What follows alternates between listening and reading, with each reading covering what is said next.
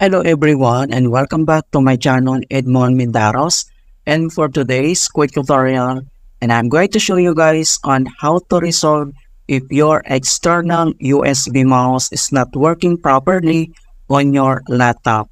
And without further ado, and let's go ahead. So all you have to do is to open up on a search menu, and then dito sa search app ay kailangan mo nang i-type yung device manager. And then click mo lang dito yung open. So dito sa device manager, ang next step ay kailangan lang natin i-select dito yung mice and other pointing device. Ito siya. So kailangan mo lang i-click tong arrow na yan para mag-expand. And then kailangan lang natin i-update tong kanyang driver. So i-select lang natin tong HID compliant mouse. Okay, so select mo lang ganyan. And then kailangan mo lang mag-right click. And then select mo lang dito yung kanyang update driver. And then pop up tong dalawang options na search automatically for drivers or browse my computer.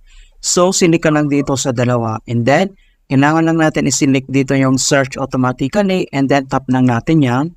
At makikita mo kaagad dito yung the best drivers for your device are already installed. Okay? So once na-update na natin itong kanyang HID compliant mouse, so ang next step, dito lang ulit sa device manager, so scroll down lang ulit tayo.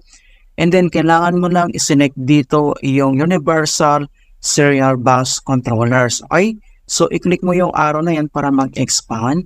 And then next step ay kailangan lang natin i-select dito yung USB root hub USB 3.0. Ito siya.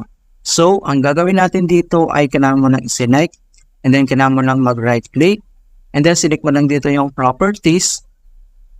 And then dito sa kanyang USB root hub properties, so dito lang sa taas ay kailangan mo lang i-select dito yung power management. Ito siya.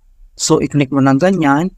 And then next ay kailangan lang natin i-uncheck to allow the computer to turn off this device to save power. So uncheck mo lang siya.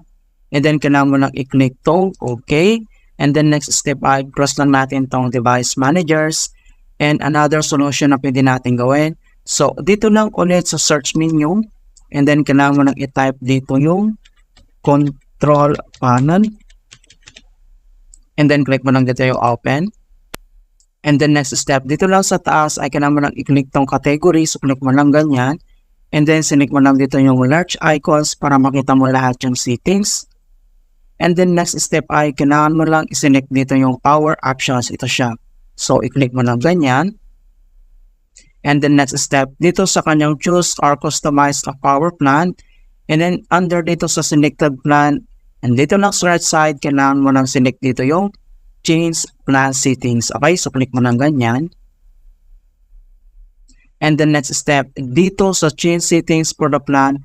And then kailangan mo lang i-select dito yung change advanced power settings. So, i-click mo lang ganyan.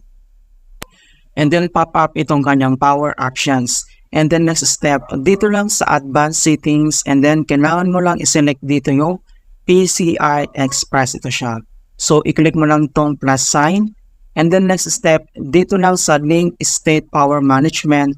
So i-click mo lang tong plus sign ulit.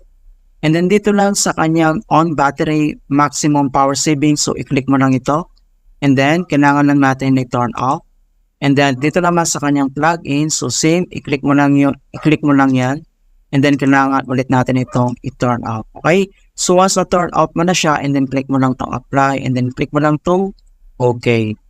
Alright, so after dito, so close lang natin, and then dito lang si start menu at kailangan lang natin mag-restart.